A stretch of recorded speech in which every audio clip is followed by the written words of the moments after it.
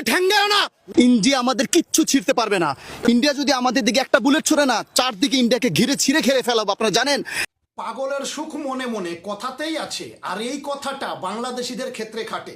পাগলের সুখ মনে মনে এই কথাটা বাংলাদেশের ক্ষেত্রে খাটে ভাই। এরা কি বলছে? ভারতকে ছিঁড়ে খেয়ে ফেলবে, ভারতকে ছিঁড়ে খেয়ে ফেলবে। তোদের বাবা পাকিস্তান অনেক আগেই সেই স্বপ্ন দেখেছিল। এই জন্যেই তোদের বাবাকে প্রতিদিন কেলায় আমাদের ভারতবর্ষের সেনারা, পাকিস্তানকে ডেলি দিন কেলায় আমাদের ভারতবর্ষের সেনারা, শুধুমাত্র এই কারণে। আর আমি মনে করি আগামী 4-5 বছরের মধ্যে বাংলাদেশকেও কেলানো শুরু করে দেবে ভারতের সেনা। কিচ্ছু করার নেই, শুধুমাত্র এই সমস্ত মানুষের কারণে, বাংলাদেশের এই সমস্ত মানুষের কারণেই বাংলাদেশ নিয়েও কেলাবে ভারতের সেনারা। কিচ্ছু করার নেই ভাই। এরা কথায় কথায় বলবে 7 সিস্টার নেব, কলকাতা নেব, হায়দ্রাবাদ আলাদা করে দেব, কাশ্মীর আলাদা করে দেব। মানে এদের কথাতেই কেমন যেন একটা উগ্রবাদী ভাব, কথাতেই উগ্রবাদী ভাব। এরা মনে করে ভারত কিছু বলছে না বলে আমরা যা খুশি বলতে পারি, নো প্রবলেম। ভারত হচ্ছে শান্তির দেশ, এই জন্য ভারত কাউকে কখনো কিচ্ছু বলে না। তাই বলে এই না যে ভারতবর্ষ কেলাতে পারে না, যখন তখন কেলানো শুরু করে দেবে। বুঝতে পেরেছো ভাই? এই যে উল্টোপাল্টা কথাগুলো বলছো, একবারও ভেবে কথা বলেছো যে ভারতকে ছিঁড়ে খেয়ে ফেলতে পারি আমরা? আরে ভাই কি করবি ভারতের? তোদের 4 দিক থেকে ভারতই তো ঘিরে রেখেছে, 3 দিক থেকে ভারত ঘিরে রেখেছে, আরেক পাশে তো তোদের সমুদ্র, আরেক পাশে তো তোদের সমুদ্র। ভারত যখন 3 দিক দিয়ে কেলাবে, তোরা পালাবি কোথায়? পালাবি কোন দিক দিয়ে আমাকে বোঝাতো। আর তোদের যে চীন সাহায্য করবে, পাকিস্তান সাহায্য করবে, কিভাবে সাহায্য করবে?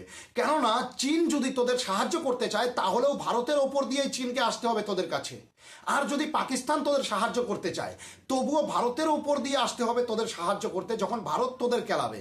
আর তোদের সাহায্য করতে কেউ আসবে না, কথাটা মাথায় রাখিস ভাই। বাংলাদেশ কেউ আসবে না তোদের সাহায্য করতে। এই যে বলছিস ভারতকে ছিঁড়ে খেয়ে ফেলবো, এই কথাটা যদি কোনোভাবে নরেন্দ্র মোদী মাইন্ডে নিয়ে নেয়, ভারতবর্ষের সেনারা মাইন্ডে নিয়ে নেয় যে ভাই বাংলাদেশ থেকে এই ধরনের কথা বলছে, চলো কেলাতে হবে, এক করে ডাইরেক্ট ভারতের সেনারা ডাইরেক্ট বলবে চলো কেলাতে হবে। আর যখন কেলানো শুরু করবে তখন টের পাবি যে ভারতকে ছিঁড়ে খেয়ে ফেলবো। এই কথাটা বলে আমি কত বড় ভুল করেছি, কত বড় ভুল করেছি আমি। তাই বলছি ভাই, বাংলাদেশ এখনো সময় আছে, শুধরে যাও, এখনো সময় আছে, শুধরে যাও। ভারতের খাবে, ভারতের পড়বে, আবার বলবে ভারত বয়কট। যদি বাংলাদেশের মধ্যে কোনো জিনিসের দাম বেড়ে যায় তখনই ভারত সরকারের কাছে আসে, ভাই এই জিনিসটার দাম আমার দেশে প্রচুর পরিমাণে বেড়ে গেছে, তুমি আমাকে এই জিনিসটা দিয়ে উপকার করো। মানে উপকারের সময় ভারত, আর বয়কট করার সময়ও ভারত। মানে একবার যদি ভারতের কাছ থেকে উপকার নেওয়া হয়ে যায় তারপরে আর ভারতের কোনো দাম নেই, কোনো দাম নেই। চাল ডাল আটা ময়দা যা লাগবে আমরা ভারতের কাছ থেকে নেব, নেওয়ার পরে বলবো ভারত বয়কট।